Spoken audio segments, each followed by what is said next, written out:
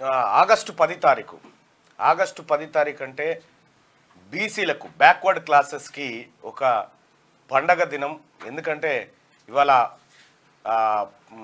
అంటే ఈ ఆగస్టు మాసం అంతా పండగ దినంగా భావిస్తారు. ఇవాళ ఎవరైతే పుంజాల శివశంకర్ గారు ఉన్నారో, పుంజాల శివశంకర్ గారు ఇవాళ ఒక ప్రత్యేకమైనటువంటి దినం. వాస్తవానికి ఆయన ఇవాళ మనం రాష్ట్రంలో బీసీలకు 27% రిజర్వేషన్ ఉద్యోగాలలో దొరికింది అంటే బీసీ కోటాలో ఎంఆర్ఓలు, ఎంపీడీఓలు, గ్రూప్ 1 ఆఫీసర్లు, ఎస్ఐలు, సిఐలు, డిఎస్పీలు, అడిషనల్ ఎస్పీలు ఇట్లా వివిధ డిపార్ట్మెంట్లలో ఉద్యోగాలు సాధించారంటే అది పుంజాల శివశంకర్ గారు మనకు పెట్టినటువంటి భిక్ష. అది ఈయనే పుంజాల శివశంకర్ గారు. ఇవాళ ఆయన జన్మదినం. వాస్తవానికి పుంజాల శివశంకర్ గారి గురించి కొంత మీకు చెప్పాల్సినటువంటి అవసరం ఉంది. మండల్ కమిషన్ సిఫార్సులు, ఆ తర్వాత కాలేకర్ కమిషన్ సిఫార్సులు, అటు సుప్రీంకోర్టు, ఇట్లా నానా విధాలుగా కొట్లాడి పోరాడి బీసీలకు 27% రిజర్వేషన్ పట్టుకొచ్చినటువంటి, ఈ రాష్ట్రంలో 27% రిజర్వేషన్ పట్టుకొచ్చిన మహనీయుడు ఆయన వల్లనే మన పిల్లలకు అక్కడో ఇక్కడో ఉద్యోగాలు అవో ఇవో దొరుకుతూ ఉన్నాయి. వాస్తవానికి బాబాసాహెబ్ అంబేద్కర్ స్టార్టింగ్లోనే ప్రయత్నం చేసిండు కానీ అప్పుడున్నటువంటి ప్రభుత్వాలు బీసీలను గుర్తించడానికి ఇష్టపడకపోతే దాంతోపాటు మహిళా బిల్లు విషయంలో కూడా ఆయన కోరితే అప్పటి ప్రభుత్వాలు వ్యతిరేకిస్తే ఆయన రాజీనామా చేసిండు. ఆ తర్వాత పుంజాల శివశంకర్ గారు వచ్చి, ఈయన ఎక్కడో కాదు, హైదరాబాద్ పక్క పంటున్నటువంటి మామిడిపల్లి విలేజ్లో, శంషాబాద్ పక్కన ఎయిర్పోర్ట్ దగ్గర ఉంటుంది ఇప్పుడు, మామిడిపల్లి విలేజ్లో పుట్టి ఆ మామిడిపల్లి విలేజ్ నుంచి చదువుకుంటూ అమృత్సర్ రైల్వే స్టేషన్ కాడ బయట బూట్లు పాలిష్ చేసుకుంటూ చదివి అక్కడే లా చేసి అక్కడి నుంచి భారత ప్రధానమంత్రిగా అప్పట్లో ఉన్నటువంటి ఇందిరాగాంధీ గారు ఎమర్జెన్సీ కేసులో ఇరికితే ఈ న్యాయ విద్యార్థి ఈ బిడ్డనే పోయి ఆమెని విజయంతో బయటికి తీసుకొచ్చి మళ్ళీ ప్రధానమంత్రిని చేసినటువంటి బిడ్డ పుంజాల శివశంకర్ గారు. తద్వారా ఆయన 1980 కాంగ్రెస్ పార్టీని తిరిగి అధికారంలోకి తీసుకొచ్చినందుకు శ్రీమతి ఇందిరాగాంధీ గారికి అభినందనలు తెలుపుతూ అంటూ ఆయన నిరాడంబరుడు ఆయన ఎట్టి పరిస్థితిలో. వాస్తవానికి ఈయన ఇందిరాగాంధీ గారు ఎమర్జెన్సీలో ఆమెను అందరు తప్పుబట్టి ఆమె చుట్టూన్నటువంటి వాళ్ళంతా వెళ్ళిపోయారు. రెడ్డి కాంగ్రెస్ పెట్టుకొని వెళ్ళిపోయారు, ఎక్కడోళ్ళు అక్కడ అడ్వకేట్లు వెళ్ళిపోయారు, ఆమె చుట్టూన్నటువంటి సలహాదారులు వెళ్ళిపోయారు. ఆమె ఒంటరిగా ఉన్న సమయంలో ఎవరైతే నన్ను దీని నుంచి రక్షించగలుగుతారు అని ఆమె ఆలోచన చేస్తే హైదరాబాదు హైకోర్టులో ప్రాక్టీస్ చేసుకుంటున్నటువంటి పుంజాల శివశంకర్ గారికి ఫోన్ చేసింది డైరెక్ట్. ఎవరు? ఇందిరాగాంధీ గారు. శివశంకర్జీ ఆప్ ఢిల్లీ ఆయి అని. శివశంకర్ గారు ఢిల్లీకి పోయి ఎమర్జెన్సీ విధించడాన్ని ఆమె చుట్టూన్నటువంటి వాళ్ళు, మనం ఎమర్జెన్సీ విధించి తప్పు చేశామా అని చెప్పి ఆమె అడిగితే చుట్టూన్నటువంటి వాళ్ళంతా తప్పు చేశామని చెప్తే, కాదు మేడం, ఆ క్షణానికి అది కరెక్ట్ నిర్ణయం అని వాదించి షా కమిషన్ ముందు వాదనలు వినిపించి అప్పుడు శివశంకర్ గారు ఇందిరాగాంధీ గారిని సేఫ్గా బయటికి తీసుకొచ్చారు. అంత ప్రముఖమైనటువంటి వ్యక్తి. బ్యాంకుల జాతీయకరణ, అనేకమైనటువంటి అంశాలను ఆమె ద్వారా చేయించడం. అంతెందుకు, పార్టీ ఫిరాయింపుల నిరోధక చట్టం ఏదైతే రాజీవ్ గాంధీ గారు తీసుకొచ్చారో ఆ చట్టాన్ని డ్రాఫ్ట్ చేసిండు ఈయననే, పుంజాల శివశంకర్ గారే. ఇటువంటి పుంజాల శివశంకర్ గారు న్యాయకోవిదుడని భావించినటువంటి ఇందిరాగాంధీ గారు ఇక్కడ సికింద్రాబాద్ ఎవరు మన నందెల్లయ్య గారు, తర్వాత వివేక్ వెంకటస్వామి గారు, వీళ్ళిద్దరు ఎంపీలుగా పోటీ చేసి అప్పట్లో గెలిస్తే, అప్పుడు ప్రతిపక్షంలో ఉంది, ఎంపీలుగా గెలిస్తే ఇందిరాగాంధీ గారు దేశంలో ప్రతిపక్షంలో ఉండే, అప్పుడు మొరార్జీ దేశాయ్ ప్రభుత్వం ఉండే, ప్రతిపక్షంలో ఉంటే ఇక్కడ చెన్నారెడ్డి గారు ఏం చేసిందంటే ఈ నందెల్లయ్య గారిని ఇటు కాకను వీళ్ళిద్దరిని మంత్రివర్గంలోకి తీసుకుంటున్నా, వీళ్ళు ఎంపీ పదవికి రాజీనామా చేయిస్తున్నా అని చెప్పి ఇందిరాగాంధీ గారికి చెప్తే ఇప్పటికే లోక్సభలో మన సంఖ్య తక్కువ ఉంది, ఆ పని చేయకని చెప్పి రిక్వెస్ట్ చేస్తే లేదు మేడం వీళ్ళని తీసుకుంటా అని చెప్పిండు. తీసుకుంటా అన్న తర్వాత ఇందిరాగాంధీ ఏం చెప్పిందంటే వీళ్ళ ఖాళీ అయ్యేటువంటి సికింద్రాబాద్ స్థానంలో పుంజాల శివశంకర్ గారిని నిలబెట్టి గెలిపియాలి అని చెప్పి ఇందిరాగాంధీ గారు షరతు పెట్టింది. షరతు పెడితే ఇదే చెన్నారెడ్డి గారు ఇదే ఆ సామాజిక వర్గం అంతా శివశంకర్ గారిని ఓడించడం కోసం నానా ప్రయత్నాలు చేశారు. ఈడ ఢిల్లీలో ఇందిరాగాంధీకి అత్యంత దగ్గర మనిషి కాబట్టి ఓడించాలని నానా ప్రయత్నం చేస్తే బీసీ ప్రజల అండతోటి పుంజాల శివశంకర్ గారు భారీ మెజార్టీతో గెలిచింది సికింద్రాబాద్లో. గెలిచిన తర్వాత మళ్ళీ జస్ట్ 12-13 నెలల కాలం పాటు ఆ పార్లమెంట్ ఉంది. ఆ తర్వాత రద్దయిపోయింది. అదే మొదటి దేశాయ్ ప్రభుత్వం కూలిపోయిన తర్వాత మళ్ళీ ఎలక్షన్ వస్తే మళ్ళీ అదే సికింద్రాబాద్ నుంచి గెలిచి భారీ మెజార్టీతో గెలిచి పోయి ప్రమాణ స్వీకారం ఉంటుంది కదా, ప్రధానమంత్రి ప్రమాణ స్వీకారం రాష్ట్రపతి భవన్లో మంత్రివర్గ ప్రమాణ స్వీకారం ఉంటుంది కదా. ఈ పుంజాల శివశంకర్ గారు మెట్లెక్కుతుంటే ఒక ఆయన వచ్చి కవర్ ఇచ్చింది నాకు, లోపలికి పోవడానికి పాస్ అనుకొని ఆయన పోయి లోపల అందరూ ఎంపీలు కూర్చున్న కాడ కూర్చున్నారు. కూర్చున్న తర్వాత యాక్చువల్గా మంత్రులుగా ప్రమాణ స్వీకారం చేయాల్సిన వాళ్ళు ముందు వరుసలో కూర్చోవాలి, కానీ ఈయన వెనక కూర్చున్నాడు. వెనక కూర్చుంటే ఈయన కవర్ తెరవలే అని ఏముందని చూడలే, అట్లా పెట్టుకొని కూర్చున్నాడు. తీరా ఏమైంది ఆడ పుంజాల శివశంకర్ అని చెప్పి పిలిచిరాడా కేంద్ర క్యాబినెట్ మంత్రికి. పిలిస్తే నేను అనుకుంటే నీ ఆ కవర్ ఇప్పి చూసుకుంటే మంత్రిగా ప్రమాణ స్వీకారం చేయాలని ఉంది. అప్పుడు పోయి ప్రమాణ స్వీకారం చేసి న్యాయశాఖ మంత్రిగా కేంద్ర న్యాయశాఖ మంత్రిగా పనిచేసిండు. మొట్టమొదటి న్యాయశాఖ మంత్రి బిఆర్ అంబేద్కర్ ఉంటే ఆ తర్వాత పుంజాల శివశంకర్ గారు ఇందిరాగాంధీ గవర్నమెంట్లో ఈయన. విషయం ఏంటంటే గమనించాల్సింది, న్యాయశాఖ మంత్రిగా అయిన తర్వాత ఇలా చాలా మంది బీసీ జడ్జీలు ఉన్నారు కదా, బీసీ జడ్జీలారా మీరంతా గుండె మీద చేసుకోరి, ఈ బిడ్డ లేకపోతే మీకు ఉద్యోగం ఉందా? ఆ రోజుల్లో పుంజాల శివశంకర్ గారు న్యాయకోవిదుడు, న్యాయశాస్త్రంలో దిట్ట. అటువంటి మనిషి ఇక్కడ హైకోర్టులో ప్రాక్టీస్ చేస్తూ ఉంటే అప్పటికి ఎవరో ఒకరు నూట్లో ఒక్కరు మాత్రమే బీసీలు జడ్జీలుగా ఉండేది. కొమరయ్య అని చీఫ్ జస్టిస్ ఉండేగా ఆయన. వీళ్ళంతా కలిసి శివశంకర్ లాంటి వాళ్ళు జడ్జిగా ఉండాల్సిందే అని చెప్పి ఈయన పేరును ప్రతిపాదిస్తే ఈయన పేరు పోయిన ప్రతిసారి ఆ పేరు కట్ అయిపోయి సమ్ రెడ్డి అని వచ్చేది.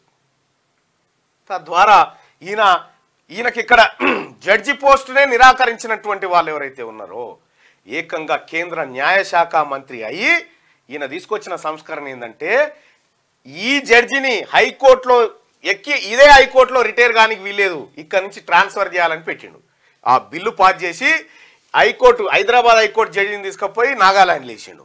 నాగాలాండ్ అని తీసుకొచ్చి ఇటు ముంబైలో వేసిండు. తద్వారా ఏమైంది, ఇక్కడ మావోనికి జడ్జిల ఎంపిక ఎట్లుంటది, కొలీజియం అంటే ఈయన మంచిగా అనిపిస్తున్నాం మేము సిఫారసు చేస్తున్నాం పేరు రాస్తే జడ్జి అంతే, వాళ్ళే రాసుకుంటారు హైకోర్టు జడ్జి. దానికి పరీక్షలు ఇట్లా లేకుండా ఇక మావోడు మీవోడు అని లేకుండా ఇప్పుడు బీహార్ నుంచి వచ్చిన జడ్జికి ఏమేరకైనా మావోడు మీవోడని.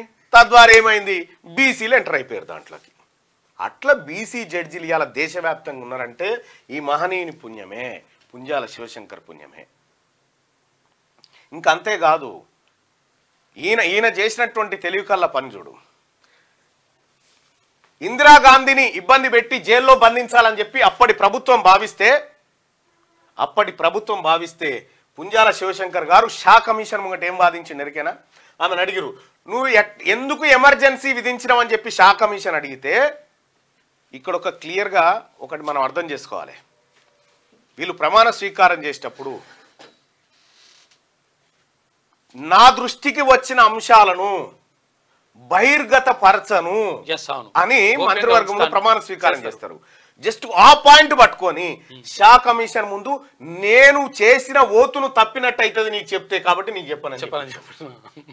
ఇది భారత పార్లమెంటు ఉభయ సభలు చట్టం చేసి మంత్రివర్గ నిర్ణయం జరిగి రాష్ట్రపతి ఆమోదించిన తర్వాత జరిగినటువంటి ఎమర్జెన్సీ విధింపు. ఆమె వ్యక్తిగత నిర్ణయం కాదు. సో ఆ పాయింట్లో ఆమెను బయటికి తీసుకొచ్చిండు శివశంకర్ గారు. సో కాబట్టి ఇవాళ శివశంకర్ గారి జయంతి నిజంగా ఈ బిడ్డ లేకపోతే ఈయన వల్లనే వచ్చింది. ఇవాళ మనం ఇట్లా ఉన్నామంటే వాస్తవానికి గౌడ్లు, ముదిరాజులు, కుమ్మర్లు, కమ్మర్లు వీళ్ళంతా కూడా ఈయన కొట్లాడే నాటికి బీసీలలో లేరు, బీసీలలో కాదు అసలు లేనే లేరు, వీళ్ళకి లెక్కనే లేదు, రిజర్వేషన్ లేదు, ఏం లేదు. ఈ బిడ్డ తనలాడే బీసీ కులాలను గుర్తించి ఇవి వెనకబడ్డాయి అని చెప్పి తీసుకొచ్చి వీటికి 27% రిజర్వేషన్ పట్టుకొచ్చి ఇచ్చిండు. ఇవాళ అనుభవిస్తూ ఉన్నాం మనం. పుంజాల శివశంకర్ గారు, ఆయనకు సంబంధించినటువంటి ఆయనే రాసుకున్న పుస్తకం ఉంది ఒకటి, బహుశా అది మన తాను ఉందో లేదో ఉంటుంది, మొన్న ఒకరికి ఇచ్చిన ఆ బుక్ చదివితే తెలుస్తుంది. ఒక బీసీ కులంలో పుట్టి చదువుకోవడం కోసం అమృత్సర్ రైల్వే స్టేషన్ బయట బూట్లు పాలిష్ చేసి చదువుకున్నటువంటి బిడ్డ. సో అటువంటి మహనీయుడు ఈ తెలంగాణ గడ్డ మీద పుట్టడం, ఒకానొక సందర్భంలో ఏం జరిగింది, ఈయన స్విట్జర్లాండ్ టూర్కి పోయిండు. స్విట్జర్లాండ్ టూర్కి పోతే ఇక్కడ రాష్ట్రంలో ఈ ముఖ్యమంత్రుల మధ్య గ్రూపులు తగాదాలు వస్తే ఇందిరాగాంధీ గారు స్విట్జర్లాండ్కి ఈయనకు ఫోన్ చేసింది. స్విట్జర్లాండ్ టూర్లో ఉంటే ఫోన్ చేస్తే, శివశంకర్జీ మీరు అర్జెంటుగా ఏపీకి వెళ్ళిపోండి, మీరు ముఖ్యమంత్రిగా ప్రమాణ స్వీకారం చేయాలి అని చెప్పి ఈయనకు ఫోన్ చేసి చెప్తే ఈయన ఏమన్నాడు ఎరికేనా, మేడం నాకు ఒక వేరేటోళ్ళు అయితే ఏమంటారు, ఇప్పుడే పోతున్నా మేడం అని చెప్తారు. కానీ ఈయన అట్లా చేయలే, మేడం నాకు ఒక 24 గంటల సమయం కావాలి నేను ఆలోచించుకోవడానికి, అది పార్టీకి ఎలాంటి ఇబ్బంది రాకుండా పార్టీ నిలబడాలి, దానికోసం నాకు అవకాశం ఒక 24 గంటలు ఇవ్వమంటే 24 గంటల తర్వాత సరే శివశంకర్జీ, ఆయన శివశంకర్ మాట కాదనే ప్రసక్తి లేదు ఇందిరాగాంధీ గారు. ఆ రోజుల్లో శివశంకర్ గారు చెప్పినట్టుగా మేడం నేను కాదు అంజయ్యని చేద్దామని చెప్పిండు. అంజయ్య బలహీన వర్గాల బిడ్డ అని చెప్పి అంజయ్యని చేద్దామంటే సరే అని చెప్పి టీఎన్జేని ముఖ్యమంత్రిని చేశారు. టీఎన్జేని ముఖ్యమంత్రిని చేస్తే టీఎన్జే ఏం చేసిండు ఎరికేనా, ముఖ్యమంత్రిగా ప్రమాణ స్వీకారం చేస్తేనే అంజయ్యని కాదు అంజిరెడ్డిని అని చెప్పాడు. ఇగో ఈ రకంగా ఆయన అనేక రకాల పోరాటాలు చేసి అనేక కేసులు వాదించి అనేకమైనటువంటి ప్రయత్నాలు చేసి బీసీ బిడ్డలారా తినక ఎవరు పుంజాల శివశంకర్ గారి అన్న జగన్ అని ఉంటాడు, అమృత్సర్ రైల్వే స్టేషన్లో స్వాతంత్ర పోరాటం కోసం బ్రిటిష్ నుంచి ఈ దేశాన్ని విముక్తి చేయడం కోసం ఆయన పోరాటం చేస్తున్న సమయంలో అన్న దగ్గర ఉండి చదువుకుంటే వాళ్ళన్న చచ్చిపోతే బస్సు కిరాయి లేక ఆన్నే కష్టం చేసి వచ్చిండు. తల్లిదండ్రులకి చెప్పి అంత నరకాన్ని అనుభవించి అంత దుర్భర జీవితాన్ని అనుభవించి పైకి వచ్చినటువంటి బిడ్డ పుంజాల శివశంకర్ గారు. ఇలా పుంజాల శివశంకర్ గారు ఈ పెట్టిన భిక్ష వల్లనే ఈ తెలంగాణలో, ఈ ఆంధ్రప్రదేశ్లో, ఈ వివిధ రాష్ట్రాలలో బీసీలు రిజర్వేషన్లు అనుభవిస్తూ ఉన్నారు. అసలు వాస్తవానికి జరిగిన ప్రమాదం ఏంటంటే ప్రజలారా ఒకసారి జరిగిన ప్రమాదం ఏంటంటే బీసీలు గుర్తించాల్సిన ప్రమాదం. ఇవాళ శివశంకర్ గారి జయంతి అంటే బీసీ ప్రజలారా ఇవాళ వాట్సాప్ డిపి పెట్టుకోరు ఆయనది, ఇలా వాట్సాప్ డిపి పెట్టుకోండి బీసీ ప్రజలారా. చరిత్ర మరచిపోయింది ఆయనని, మనమే ఒక మహనీయుని ఎప్పుడు మరుస్తారు, ఆ మహనీయుడు వల్ల ఆ వర్గాలకు ప్రమాదం పొంచి ఉందని భావించినప్పుడే ఆయనను మరుగున పడేస్తారు. So SC schedule tribes, SC schedule caste, BC backward caste కాదు, మళ్ళీ ఇక్కడ బ్యాక్వర్డ్ క్లాసెస్. మనం ఏమనుకుంటున్నాం, ముదిరాజు, మున్నూరు కాపు, గౌడ అనుకుంటున్నాం కదా, ఇది కాదు మనకు డెఫినేషన్ ఇచ్చింది. క్లాసు, షెడ్యూల్ క్లాసు అంటే వెనకబడిన తరగతులం అంతే. మనల్ని భారత రాజ్యాంగం గుర్తించింది కులాలుగా కాదు, కేవలం తరగతులుగా. కాబట్టి బీసీ సోదరులారా మనమంతా ఒకే క్లాసు. ఇక్కడ అదనంగా ఇంకా వెనకబడ్డ బిడ్డలకు ఇంకా రిజర్వేషన్ ఫలాలు అందాలని శివశంకర్ లాంటి వాళ్ళు మహనీయులు పోరాడి తెచ్చిందే ఈ 27% రిజర్వేషన్.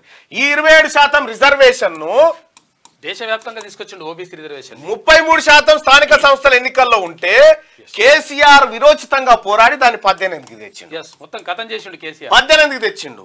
ఇప్పుడు కులగణన చేయకపోతే, తాత్కాలిక లెక్కల మీద పోతే వీళ్ళకి భర్తీ చేసే వరకల్లా మిగిలేది ఇంకొక 15% మాత్రమే మిగులుతుంది. ఈ 15% తోటి బీసీలకు లోకల్ బాడీ ఎలక్షన్ పెడితే నోట్లే మన్ను పోసినట్టు అవుతుంది. రాహుల్ గాంధీ డిక్లరేషన్ ని సో అందుకే రాహుల్ గాంధీ గారు ఏం చెప్పిండు, బీసీలకు అన్యాయం జరుగుతుంది, 42% రిజర్వేషన్ ఈ బీసీ బిడ్డలకు కల్పిస్తా అని చెప్పి శివశంకర్ స్ఫూర్తిగా రాహుల్ గాంధీ గారు కామారెడ్డిలో డిక్లరేషన్ చేసిండు. కాబట్టి బీసీ సోదరులారా, ఇవాళ పుంజాల శివశంకర్ జయంతి నిజంగా ఇవాళ ఒక పవిత్రమైన దినం బీసీలకు. ఒక పుంజాల శివశంకరే కాదు, అనేక మంది బిడ్డలు, కొండా లక్ష్మణ్ బాపూజీ లాంటి వాళ్ళు, గౌతు లచ్చన్న లాంటి వాళ్ళు, నారగోన్ లాంటి వాళ్ళు, ఇట్లా ఎంతో మంది బిడ్డలు, మారోజు వీరన్న లాంటి వాళ్ళు, ఎంతో మంది బిడ్డలు ఈ బీసీల కోసం అధికారాన్ని, అవకాశాన్ని వాడుకొని బీసీలకు ఎక్కువ శాతం రిజర్వేషన్, కొంత అవకాశం తీసుకొచ్చింది మాత్రం పుంజాల శివశంకర్ గారు. ఆయన పవిత్రాత్మకు శాంతి కలగాలని మనసారా క్యూ న్యూస్ కోరుకుంటా ఉంది. బీసీ సమాజమా, ఒక్కసారి పుంజాల శివశంకర్కు సెల్యూట్ కొట్టుర్రి. ఆ బిడ్డ వలన ఇలా అంతో ఇంతో ప్రతిఫలం. సర్పంచులారా, జడ్పీటీసీలారా, బీసీ ఎంపీటీసీలారా, బీసీ కౌన్సిలర్లు, మీ అందరు కూడా ఒక్కసారి లేచి దండం పెట్టుర్రి. ఆయన వల్లనే మీరు అయ్యారు, ఇంకొక అవకాశమే లేదుగా. సో ఈ రకంగా పుంజాల శివశంకర్కి సంబంధించి ఏ పత్రికలో వార్త ఉండదు, అసలు ఆయన టాపికే ఉండదు. ఇవాళ బొజ్జం నరసింహులు ఎంత గొప్ప పోరాటం చేసిరు వీళ్ళంతా, మీకు కూడా తెలుసా? అరుగుల రాజారాం అని ఉండే నిజామాబాద్ జిల్లాలో. అరుగుల రాజారాం కరడు కట్టిన బీసీవాది. 1952 నుంచి 1980 వరకు ఒక్క రెడ్డిని కూడా ఎమ్మెల్యే కానియాలి నిజామాబాద్ జిల్లా నుంచి. మొత్తం బీసీలకి చేశాడు. అంత కరడు కట్టినటువంటి వాళ్ళను మనం మర్చిపోతే, ఆ మహనీయులను మర్చిపోతే, ఇవాళ మన తాత్కాలిక ఆనందాల గురించి ఇటువంటి వ్యవస్థను మర్చిపోతే మనము మన జాతులకు మోసం చేసిన వాళ్ళం అవుతాం. అందుకోసమే సోదరులారా, ఐక్యంగా, బీసీ అంటే క్యాస్ట్ కాదు, క్లాసెస్, మనమంతా ఒకే తరగతి. భారత రాజ్యాంగం చెప్తుంది మీరు కులాలు కాదు, మీరు ఒకే తరగతి వాళ్ళు అని చెప్పి చెప్తా ఉంది. నిన్న నేను పెళ్లికి పోయిన గిడ అంశాపూర్ దగ్గర, ఏది గిడ జేకే కన్వెన్షన్ ఫంక్షన్ హాల్ ఉంది, అవుటర్ రింగ్ రోడ్ పక్క కొర్రాంల దగ్గర. ముదిరాజ్ అబ్బాయి, మున్నూరు కాపు అమ్మాయి, ఎంత ఘనంగా చేసిరు పెళ్లి నిన్న. ఏందంటే మనం అంత ఒకటే కదా అని అంటారు. అంటే విషయం ఏంటంటే బీసీ సమాజమా ఏకం కావాల్సిన సమయం ఆసన్నమైంది. లేకపోతే మనని బిచ్చగాల కంటే అధ్వానంగా చూస్తారు. ఇవాళ పుంజాల శివశంకర్, చాకలి ఐలమ్మ, దొడ్డి కొమరయ్య, సర్దార్ సర్వాయి పాపన్న, పండుగ సాయన్న, కొండా లక్ష్మణ్ బాపూజీ, కృష్ణస్వామి ముదిరాజు, వీళ్ళంతా మన మహనీయులు. వీళ్ళ ఒక్కొక్కరి పోరాటం ఒక చరిత్ర, ఒక బాహుబలి సినిమా. అదొక్కటే ముగింపు. ఆ బుక్ పేరు శివశంకర్ గారు రాసింది. ఎవరికైనా ఈ బుక్ కావాలంటే అదొక్కటే ముగింపు, అదొక్కటే ముగింపు అని ఒక పరిష్కార మార్గాన్ని చెప్పిండు ఆయన. బీసీ ప్రజలారా, అదొక్కటే ముగింపు అని చెప్పి పి శివశంకర్ గారు స్వయంగా రాసుకున్న పుస్తకం ఇది. ఆ పుస్తకం మీకు కావాలనుకుంటే ఒక్కసారి చదవండి. ఆ పుస్తకం ఏ నెంబర్? నీ నెంబర్ ఇది అవసరం చెప్పు ఇట్రా. ఈ పుస్తకం అదొక్కటే ముగింపు అనేటువంటి పుస్తకం మీకు కావాలనుకుంటే ఆన్లైన్లో లేదన్నా, నా ఇంట్లో 9866 00 1612. ఒక్క నిమిషం 986616 986600 ఒక్క నిమిషం 00 1612. ఈ నెంబర్కి వాట్సాప్లో చేయండి. ఈ బుక్ అది కాస్ట్ ఎంతో ఉన్నట్టుంది. ఒక్కటి కొనుక్కొని చూడండి. మనకు తెలవకుండా మన తరం కోసం, మన భవిష్యత్ తరాల కోసం ఒక జీవితం, ఒక శరీరం ఎంతటి హింసకు గురైందో మీకు అక్కడ కనిపిస్తుంది. ఆ శరీరం ఎంత తపన పడ్డదో ఇవాళ మన బీసీ సమాజం గుర్తుపెట్టుకోవాల్సినటువంటి సందర్భం ఆసన్నమైంది. ఆయనకు సంబంధించి ఇవాళ వివిధ పత్రికలలో వచ్చినాయి. ఇది ఏం పత్రికను? వివిధ పత్రికల్లో ఆర్టికల్స్ వచ్చినాయి.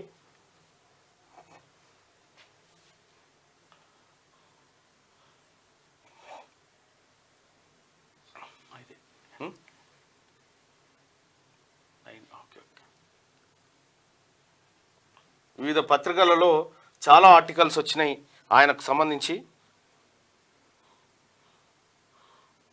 పర్వతం వెంకటేశం రాసిండు, అలాగే వాయిస్ టుడేలో సంతోష్ రాసిండు. అదొక్కటే ముగింపు అనేటువంటి పుస్తకం ఎక్కడైనా దొరికితే తెచ్చుకొని ఒక్కసారి చదవండి, లేదంటే శ్యాముకు ఫోన్ చేయండి, మీకు వస్తుంది అది. సో సోదరులారా, ఇది పుంజాల శివశంకర్ గారికి సంబంధించినటువంటి జీవితం. ఇవాళ ఆయనకు సంబంధించినటువంటి ఫోటోకు నివాళులు అర్పించండి బీసీ ప్రజలారా. ఇవాళ తీన్మార్ మల్లన్న టీం సభ్యులకు కూడా చెప్తా ఉన్నా, అన్ని జిల్లాల్లో పుంజాల శివశంకర్ గారి ఫోటోకి నివాళులు అర్పించి ఘనంగా ఆయన జయంతి వేడుకలు చేయండి. అలాగే బీసీ సమాజమా, పుంజాల శివశంకర్ గారికి నివాళులు అర్పించండి, ఆయన ఆశయాలు ముందుకు తీసుకుపోదాం. ఇక్కడ మీకు తెలుసు కదా, భారతీయ జనతా పార్టీ వీళ్ళంతా కలిసి మండల్ యాత్ర పెడితే కమండల్ యాత్ర పెట్టి మండల్ యాత్రను ఖతం చేసిరు. లేకపోతే ఇలా అసెంబ్లీలో మనం సగం ఉండేటోళ్ళం, పార్లమెంట్లో సగం ఉండేటోళ్ళం. బీజేపీ చేసినటువంటి మోసం అది. ఇది చదవండి, మీకు కూడా అర్థమవుతుంది. పుంజాల శివశంకర్ గారు ఇదొక్కటే మార్గము అని చెప్పి చెప్తా ఉన్నాడు. అదొక్కటే ఏందో తెలుసుకోవాలి మనం. ఆ ఒక్కటి ఎటువైపు ఏ ప్రస్థానం వైపు పోతా ఉంది. ఏమీ తెలవకుండా, ఏ పుస్తకాన్ని పరీక్షించకుండా, ఏ పుస్తకం పుటను మర్రేయకుండా గుడ్డిగా బతికితే మన కోసం చరిత్రలో ఎవరెవరు ఏం చేసిరో తెలియకపోతే మనం ఏం చేయగలుగుతాం? చరిత్ర తెలియకపోతే భవిష్యత్తును నిర్మించలేం. అందుకనే పుంజాల శివశంకర్ గారు Amar high, Amar high, Amar high.